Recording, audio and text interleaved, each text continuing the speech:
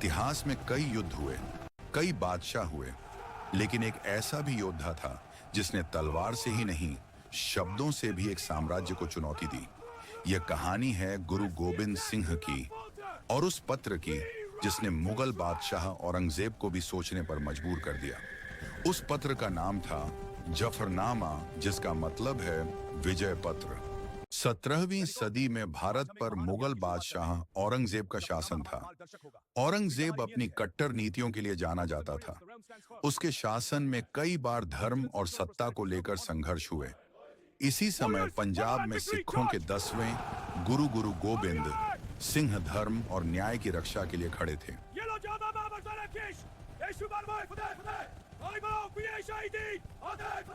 सन 1699 में गुरु गोबिंद सिंह ने एक ऐतिहासिक कदम उठाया। उन्होंने खालसा पंथ की स्थापना की। खालसा का अर्थ था ऐसे योद्धा जो धर्म, न्याय और कमजोरों की रक्षा के लिए हमेशा तैयार रहें। अब सिख सिर्फ साधु नहीं, बल्कि संत सिपाही बन चुके थे।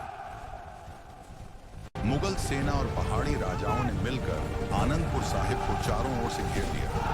महीनों तक किले में खाने पीने की कमी हो गई। तब मुगल सेनापतियों ने कसम खाई, अगर गुरु गोबिंद सिंह किला छोड़ देंगे तो उन्हें सुरक्षित जाने दिया जाएगा।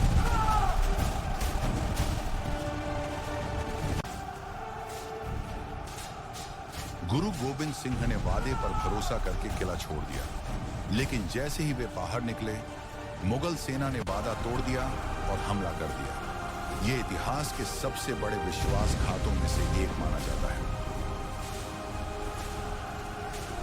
इस विश्वासघात के बाद गुरु गोबिंद सिंह ने एक पत्र लिखा। यह पत्र सीधे मुगल बादशाह औरंगजेब के नाम था। इस पत्र को कहा जाता है जफरनामा। इसमें गुरुजी ने लिखा, अगर तुमने कुरान की कसम खाकर भी वादा तोड़ा तो तुम्हारी बादशाहत कैसी। यह पत्र सच और साहस की मिसाल बन गया।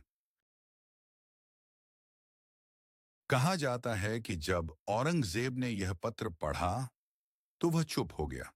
इतिहासकार बताते हैं कि उसने गुरु गोबिंद सिंह से मिलने की इच्छा भी जताई, लेकिन उससे पहले ही उसकी मृत्यु हो गई। यह कहानी हमें बताती है कि सच्चा योद्धा सिर्फ तलवार से नहीं, सत्य और साहस से भी लड़ता है। इसीलिए आज भी गुरु गोबिंद सिंह को भारत के महानतम वीरों में गिना जाता है।